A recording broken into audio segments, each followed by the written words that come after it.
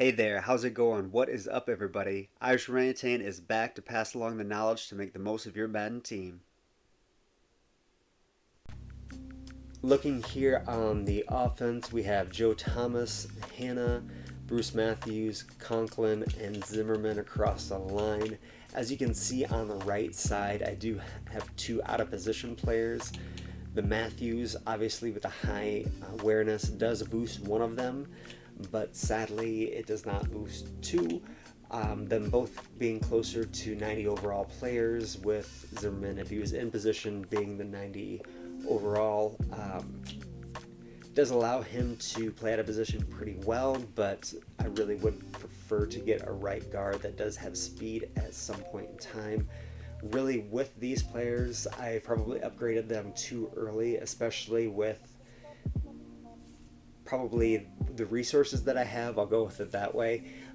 Lack thereof, coins. I probably should, because Jerry Rice was newer to the team than every single one of these linemen, so I'll put it that way as well.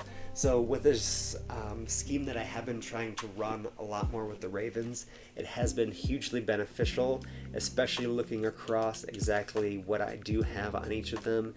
Nasty streak on both of the tackles does help them play out of position a little bit better, especially at this right guard position as well. I have Polar Elite for Conklin and Hannah, so that allows them both to run powers, counters, traps, and everything of that sort, and just have that little extra hold on them so you don't have to use the sprint button early to get through that hole.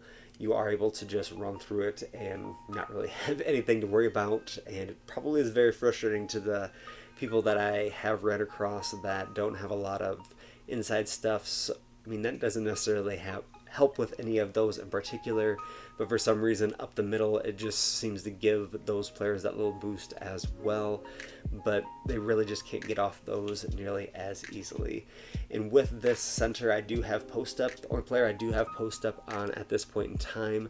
I also have identifier on him, so it just allows me to better understand exactly what the defense is setting up. Used to run this on one of my quarterbacks, but as I am running Cam a little bit more, that goes off the field when you have one of your quarterbacks swapped out. Center I don't swap out, so if you do have the opportunity to put it on one of your linemen, I would have identifier definitely on your line over one of your quarterbacks for sure. Something else to note of that, you probably want to start looking at their stamina, so you better understand which of your players would stay on the field longer. But if you only have, say, 185 or 90 overall that you can use the identifier with, that is something, and I do believe it is the 90 overall and 90 awareness, so it will have to be a higher up overall player, so just something to keep in mind when looking at offensive linemen and thinking about those abilities. There are other abilities that you could potentially think about, especially if you're passing a little bit more. I would probably throw all of these off, probably all of these positions, except for identifier at center, and put post up at your two guard positions. So as people are blitzing, they're not able to split those double teams, and you are able to do a little bit more and then spread out your abilities somewhere else. Wycheck, I actually have ran honorary lineman on him, and that has been a huge benefit, if I want to be honest, especially since I use him at a fullback polar position in some regards, especially with the even backfield power.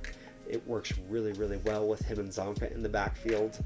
To be honest, Zonka's been on my team a long time as well. He was a better run blocker than a lot of my offensive linemen for a while, so he was playing at the tight end, fullback, and pretty much every other position I could potentially put him at.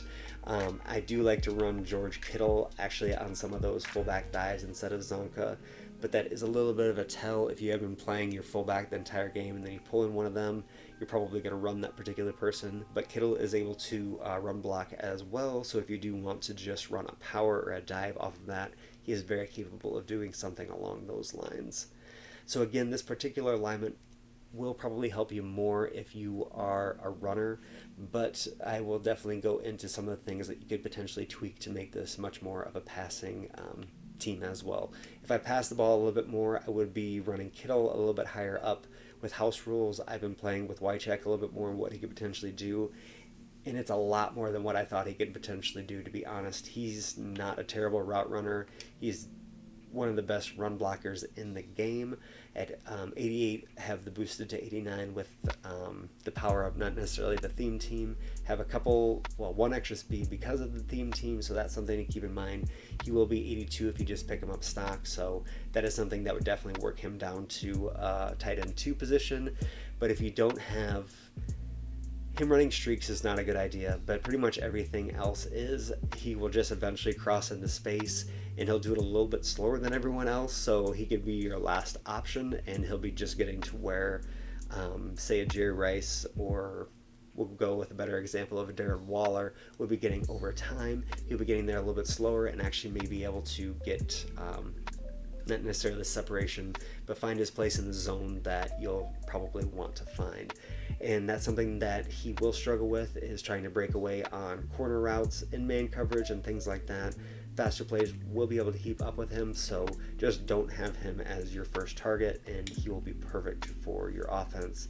Again, Kittle, you have to grind all the way up to 50 to get this 92 overall, but he's a tremendous player. Runs over people still, was a lot more of an asset earlier on when a lot of people had lower tackling and block shedding abilities, but he still can be very valuable as well. Marcus Colston is someone that is probably unique to my team, especially at a wide receiver 2 position. He's someone I probably should have powered up. I was a little curious if I would keep him after playing again through the house rules and just running behind him enough times. He's someone I'm going to keep. Him being 90 speed probably turns you off a little bit, or makes you think twice about potentially putting him on your team. But he has 77 run blocking, and that, I believe, is 12 above everyone else. Jerry Rice actually has really, really good run blocking at 60, and Colston is at 77. So if you are a runner, he is someone definitely to work into your lineup. The reason I have him playing slot, it kind of hurts on some of those corner routes. Same problems I kind of have with Wycheck. He's going to be drawing a little faster cornerback, or potentially not a safety as well. So he's going to be someone that you want to scheme up on post and things that are crossers that he'll be able to get open late potentially on. At least pre-patch, those things may be changing a little bit now, so we'll be testing those things out and seeing if some of those slower players can still get open with those 92 plus, 93 plus, and if you have abilities or scheme cards, you're able to get them up a little bit faster as well. So he still has some value at 6'4". He's able to potentially run over some people as well, so he is definitely someone you can use as an asset on your team if you scheme him up and use him correctly. Someone that I should have listened to probably a long time ago, and probably just heard that message of how good Jerry Rice was as a wide receiver. I'm pretty sure everyone has been saying he is the best wide receiver in the game. To be honest, I was thinking he was more 6'1", 6 foot tall, because he's not usually a player that actually makes my team all that often, but being 6'2", I'm sad that I don't remember the best wide receiver of all time perfectly, but him being 6'2" and coming out with that speed this year, and then having every other stat being that high, is just absolutely remarkable. He's not going to be as fast as a new Will Fuller coming out, but he's able to do absolutely everything. Again, I did note his 60 run block. Excited to see what Fuller's is, and seeing if I need to try to stack up coins to potentially get him. Most feared coming out, there's probably going to be another 93 speed wide receiver coming along with him, so that's something to potentially think about, and not blow your entire coin stack on a Fuller when we're going to have just as fast wide receivers coming out in the very near future. But with this Jerry Rice, he can run jet sweeps really, really well. He's got good carrying and juking, all of those things that you may potentially want to have in that player, and he is going to catch it on the sideline. Have had issues with his Devin Hester doing some of those things and coming up big in clutch situations. He's a tremendous route runner. He could be a great slot player, especially for someone who likes to pass the ball a lot, but he is starting to get past in speed as well. This is with a boosted theme team and a scheme card to boost him as well. So he's actually only at 90 speed, with other wide receivers coming out like this Galloway with 91 speed. power up to 92, and he's actually the fastest wide receiver on my team with a theme team and that scheme card as well. Galloway was my number one, and I very much prefer Rice over him. Something that I do need to look at and better understand is their ability to beat press coverage. Press doesn't work all that well this year, but Jerry just seems to be able to get out and around so much easier than Galloway, Hester, of course Colston, because he's much slower, was able to do. So I'm not sure why, but I just trust throwing the ball to Jerry Rice, because even though he may not be quite as fast as some of those speed demons out there, even now, and moving forward even more so, but he is just tremendous at coming down with the football, slants, all of that. You can trust him to be the possession, speed, and even the kind of tricks wide receiver as well on those jet sweeps. He's just a perfect wide receiver to have out there. And the run blocking on top of it, he's not someone you have to worry about coming off the field. And he's a Raiders themed team, so as more people probably move over to that, he's going to benefit you there as well. Did hint at or talk about a little bit this Larry Zonka. We'll go into the other backup tight ends here real quick as well. Hunter Henry and Everett were players that I was able to get and played with before I got Kittle, so they were hugely beneficial to me, to be honest, and great run blockers. This Everett, in real life, he's tremendous at coming across the line on inside zones and things like that. What he did for the Rams and making those lead blocks, it's a little bit frustrating, but he is very, very low at that in this. I'm not sure if that'll show up here. It'll just show his run blocking, which is not bad at 74. Power him up, I get that to 75 and 87 speed. He's actually a really, really tremendous tight end. Probably the best player that came out with that promo at the 88 level. So definitely not better than Sean Taylor or Calvin Johnson, but at the 88 level, just a tremendous player, and weird that it's a tight end that you really keep going back to and wanting to talk about. But they're good assets, don't really play all that much. At some point, I'm going to want another fullback, possibly if a Patrick Ricard comes out, Scary Strong or something along those lines, and he could be at 300 plus pounds, a great asset somewhere down at the goal line, just coming across and making some of those blocks that, Wycheck and Zonka are great at, but a 300-pounder could just add that little oomph and move those defensive tackles out of the way. Over here at quarterback, I'm going to talk about halfbacks last because they are my favorite on my team at this point. I do really like Cam Newton, Zach Wilson. Have a little bit more issue with Kyler Murray and Lamar Jackson. The reason these two are my top two quarterbacks, and something that we'll go back and talk about the wide receivers and tight ends a little about what you could potentially adjust on them to make them a little bit better for your passing scheme. But with this, Zach Wilson, definitely putting gunslinger on him. With Kyler Murray and Lamar Jackson, they just don't have the throw power for me, to be honest, to be able to wing the ball down the field and just get the ball in gaps without the gunslinger, pass speed elite, things along those lines. So without those abilities, and especially their throw power, they just really can't make things work quite as well unless you're just doing solos, and that's not what I really want from this team necessarily this year. So I really want to be able to make them as powerful as possible, and with that 92 throw power from Wilson and Cam Newton, that's really something that I'm able to do. And with Cam's 87 speed and his escape artist ability, it will be a little bit nerfed potentially with the update today and the RPO glitch kind of going away. Haven't been using that necessarily traditionally. Have been running the plays kind of normally, and then if everything opens up, kind of running it that way with 5 wide quads, I believe it is. That has been a lot of fun in house rules, to be honest, but definitely putting something along the line of set feet elite or set feet lead on those players would definitely benefit them as well if you're trying to pass the ball a little bit more, and would be as much AP. The 4 AP for Gunslinger is kind of why I went away from that over time, but with it boosting up to 14 and potentially 16 in the future, that's something I'll probably go back to as players continue to get faster and faster. With the wide receivers, route tech, or if you do not have enough coins to get a Dan Marino to get a hot route master, if you want to pass the ball a lot, I would definitely go with Dan Marino. So you're able to just move any wide receiver or tight end, halfback into whatever route you would prefer. But with everything outside of that particular quarterback, I would go and start putting some